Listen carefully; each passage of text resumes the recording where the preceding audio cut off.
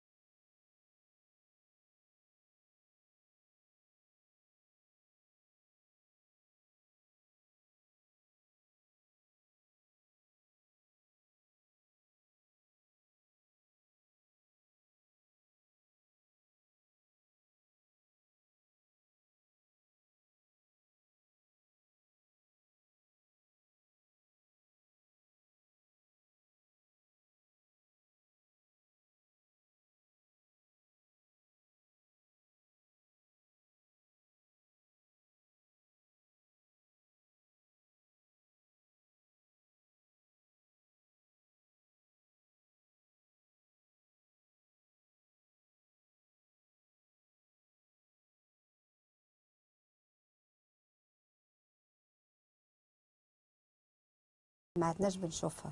بيت ريفي جميل، ولقينا الست ام محمد قاعده بتحلب اللبن.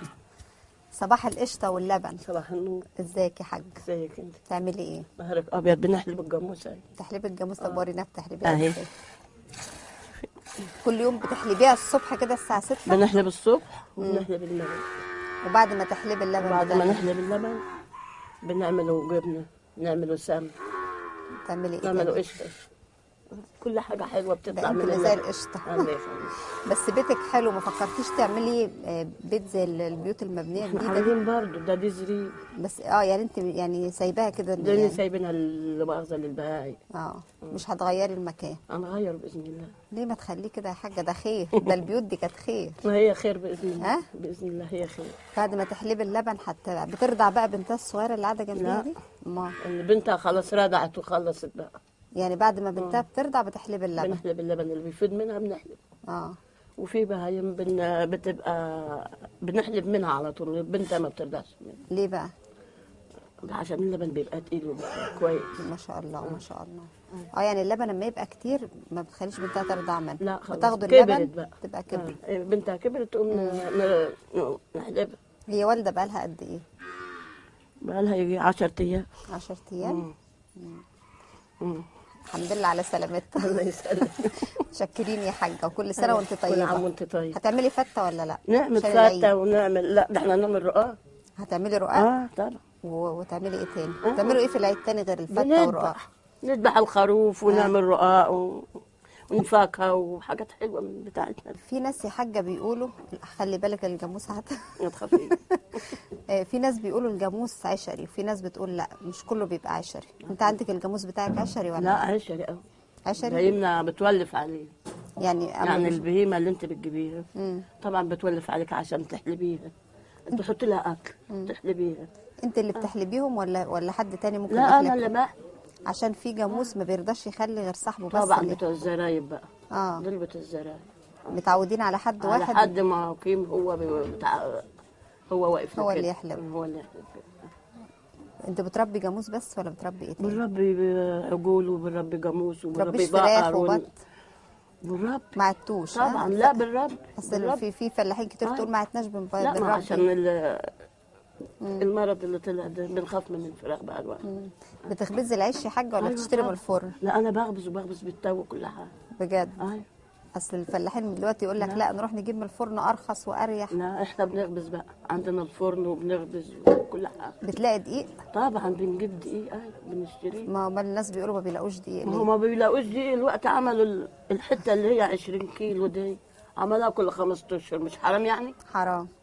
ايه يعني لما يكون أسرة زي كده هتعمل بها ما يقضوش ولا بكدق حتى ما يعملوش حاجه. أيوة. كانوا زمان الفلاحين يجيبوا الغله القمح. ما فيش طواحين. ما فيش طواحين. ما احنا بنعمل برضه. ما عندكوش طواحين؟ ما فيش طواحين في البلد. ولا واحده حتى؟ ده في المنوات. في المنوات مشوار بقى ايوه بعيد بعيد. كانوا زمان كنتوا بتجيبوا الغله تغسلوها وتنشفوها نقيها وتروحوا وننقيها تطحنوها ونطحنها وننخلها مش كده؟ ونخبز وبنعمل كل حاجه. كان خير. ايوه خير كتير قوي. وهي ما زال برضه بنعمل برضه كده. بس مش زي زمان. في مش, الخير مش كتير. كل الفلاحين. في الخير كتير عند الناس كلها، في خير كتير. واحنا عندنا برضه. ربنا يزيدك خير، انت وش خير. الله يبارك. شكرين يا حاج. أي شكرا خير. لك. واحنا في القريه رحنا عند اسماء ام احمد عشان نشوفها بتعمل الجبنه ازاي. صباح الخير يا اسماء. صباح النور. كل سنه وانت طيبه. وحضرتك طيب. هتعملي ايه في العيد الاول؟ اسالك على العيد الاول. تعملي ايه؟ هنذبح هتعملي فته؟ ونعمل فتة طبعا ورقاق. كل سنه وانت طيبه. طيبة. بتعملي الجبنه ازاي بقى؟ دي الحصيره مش كده؟ بتعمليها ازاي؟ بنخلط في الجبنة طبعا الأول عشان لما نحطها على الحصيرة تبقى متماسكة وجامدة. بس بنفتح الحصيرة. طب اعمليها كده ورينا ازاي. نفتح الحصيرة وندلق بقى اللبن اللبن عليها. اللبن عليها ونفضل نلف في الحصيرة كده. نفضل نلفها. واللبن ما يقعش منها؟ لا، ما هو متجامد. اما بنحط فيه منفحه. حاجه اسمها منفحه. بتحطي له منفحه الاول؟ اللي هي الدواء يعني. بنحطها عشان يتماسك مع بعض. بنحطها على الحصيره ونفضل نلف الحصيره كده ونسيبها شويه ونرجع نلفها ونسيبها شويه من 10 دقايق لربع ساعه كده لغايه ما تنشف وتجمد وتعرفي تعينيها. بس فبنفتحها كده لغايه ما تمسك ونقطعها بالسكينه ونعينها زي كده متجامده. بس كده. يعني انت بتجيبي اللبن تحطي له منفحه يجمد شويه وتلفيه في الحصيره وتفضلي تلفيه 10 دقايق وبعدين تشيليه. وبعد كده نشيلها تطلع بقى جبنه كده. امسكي. بتاخدي اللبن بقى بقشطته بخيره بكله ولا بتشيلي القشطه الاول؟ لا، لو شلت القشطه دي تبقى جبنه قريش، انما دي جبنه بخيرها. يعني دي مش جبنه قريش، جبنه بخيرها. لا، دي جبنه بخيرها. هو الفرق ان انت بتشيلي القشطه او ما بتشيليش القشطه. بس هي دي بقى طبعا احلى. طبعا وفي الطعم بتبقى فيها قشطه كده حضرتك. بتبقى فيها قشطه.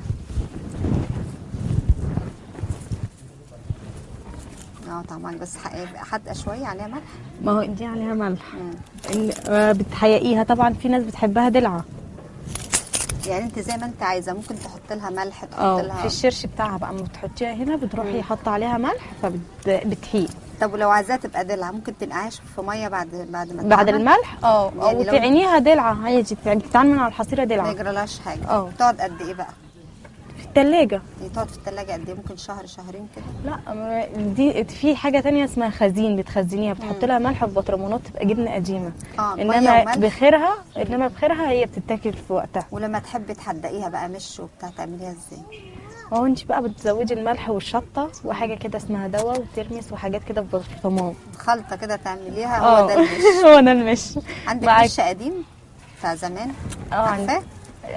اللي هو الغامق ده. الغامق؟ لا والله مش موجود دلوقتي. مش موجود. نادر لما تلاقيه دلوقتي. مفيش حد بيعمله. مش غامق قوي زمان اللي هو القديم ده. ما عادش موجود. ما عادش موجود بقى خلاص. ما حدش بيعملها كتير. بس انتوا بتعملوا مش ويخلص وتعملوا تاني مش زي الاول. مش زي الاول. ما بنركنهوش سنين وكده. القديم الغامق ده بيتركن سنه واتنين. بيتحط في اللي هو في البلاص. مش كده. ويسيبوه فتره. بس كانوا بيسيبوه كتير مش بيسيبوه سنه واتنين. انما دي بقى بتبقى دي ما في برطمانات كده وبنفتح عليها على طول. تعمليها وتفتحها على طول. بنفتح عليها في الصيف جنب البطيخ والاناناس والحاجات دي. تاكليها مع البطيخ؟ تاكليها على طول مع البطيخ؟ طول الصيف بقى. يلا كل سنه وانت طيبه وولادك طيبين وبخير. وحضرتك طيبه وانت بالصحه والسلامه. ربنا يخليكي. متشكرين يا اسماء. العفو. متشكرين يا بسمله. كل سنه وانت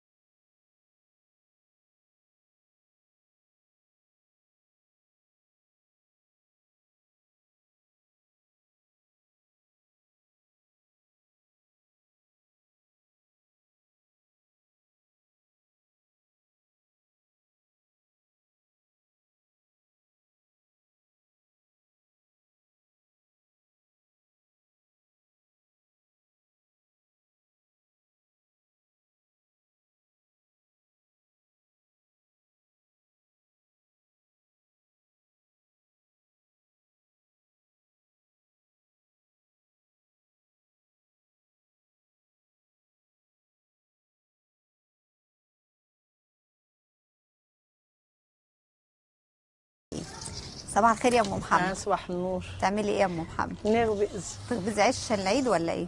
كل سنه وانت طيبه. كل سنه وانتم طيبين. طيب. هتعملي بيه ايه بقى في العيد؟ عشان ناكل بيه الكبده بقى في نهار العيد ان شاء الله الصبح. مش بتعملي رقاق اللي هو بتاع بنعمل رقاق. بتعملي رقاق برضه؟ بنعمل باللحمه المفرومه عشان نعمل باللحمه المفرومه. بتخبزي العيش بايه بقى؟ بميه بس ولا بتحطي له حاجه نجيب ثانيه؟ الميه بندوبها نحطها في المعون يعني، وشويه ملح وندوبها وندوب الخميره في قلبها، ونروح نحط دقيق ونفضل نعجن فيه وتسيبيه يخمر شويه مش كده؟ ويخمر ونروح نقرص، وزي ما انت شايفانا بنخبز اهو. طب عايزين نخبز بقى، ممكن نخبز معاكي؟ مرحبا. هتديني انت على هديكي انا العيش وانت انت مش بتبططين بتنقلي ايدك كده. بتشطحي على ايدك كده. اسمها تشطحي؟ تحطي على المطرحه. اعملي كده. لا هيبوظ. جرب. لا انا مش عارفه، انا بعرف ابطط. ينفع يتبطط؟ بططي. تحط كده ولا ما بتحطش؟ ثواني انا هديكي المطرحه كده عليه. دي ما ينفعش عليها كده.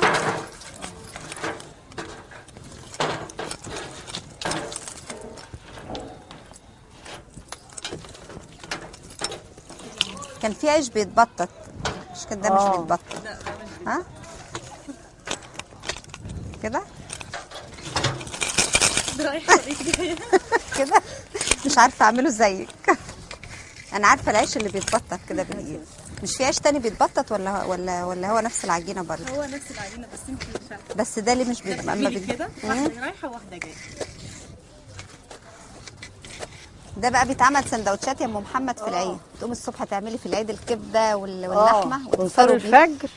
نصلي الفجر وصلاه العيد. ايوه. ويجي بقى نحضر بقى ونفطر، نعمل الكبده ونفطر بعد الصلاه على طول. بعد بتفطروا لحمه وكبده كبده ولحمه ونشرب الشاي ونروح بقى نلف بقى لفتنا على الولاد بقى، نعايد عليهم كده. كانوا زمان بيروحوا في الاعياد الترب. كنا بنروح. دلوقتي لا في اللي بيروح برضه. بيروح بعد ما يصلوا الفجر، بيروحوا ياخدوا بعضهم يروحوا الترب. وفي ناس كانت بتروح في الوقفه. في الوقفه بالليل كده يروحوا يسهروا. لسه بيحصل الموضوع ده؟ بيحصل لغايه دلوقتي. وفي ناس وفي ناس. مش كله يعني. مش كله. زمان كان كلهم يروحوا للترب ويسهروا. وبعدين عندك ولاد قد ايه بقى يا ام محمد؟ انا معايا اللهم صل على النبي 3 بنات ومحمد. ما شاء الله. في المدارس ولا ايه؟ لا معايا اسم الله اتجوز ب3. مش باين عليك، شكلك صغير. انا؟ معايا محمد بقى في 3 اعدادي. ده اصغر واحد؟ جبته مع 3 بنات. المتجوزين بقى بتعمل لهم لحمه وحاجات وتاخديها لهم ولا هم بيجوا عندك؟ باخد لهم زياره. باخد لهم رقاق وباخد لهم لحمه وباخد لهم فاكهه. ولا بيجوا ياكلوا عندك؟ لا بروح لهم زياره وبعدين تاني يوم هم يجوا لي بقى. يعني انت عندهم اول يوم بالزياره وهم عندك تاني عشان يوم. بس يجوزوا محاميين وكده، لازم الزياره لازم تروح لهم يعني وكده. يعني لازم تودوا في العيد. وفي المواسم برضو بتودوا لهم حاجات؟ في المواسم. في رمضان راح اودي الليزبته فيها مثلا قمر الدين ورز وحاجات حاجات رمضان. وفي وسط رمضان بودي برضو الزياره كده يعني الكنافه والحاجات يعني والسكر والحاجات كده برضو عشان حميانهم. ونهار العيد باخد لهم بقى البسكويت والكحك والقراص وفاكهه واروح لهم. ده انت مدلعهم خالص. القريه كلها كده ولا انت بس؟ لا كل القريه كده. كل القريه احنا ماشيين كلنا قاعدين مع بعض يعني. دي عاده. واللي ما توديش طبعا لبنتها تبقى مشكله. يعملوا لها مشكله. بيعايروها بيها والله. والله بيعايروا. بيقولوا يا اللي ما حدش بيجي يزورك ولا حد بيجي لك حاجه. بيعايروها ايه بقى؟ في الخناقات بس ولا على طول؟ بيزعقوا لها يا اختي ما حدش بيجي لك يعني ليه ومش عارفه ايه وانتوا فقراء ومش عارفه ايه. يروحوا بقى العيله بتبقى متضايقه شويه. حتى الفقير بيودي برضه. كل حاجه. الفقير والغني لازم يودي عشان عيالها.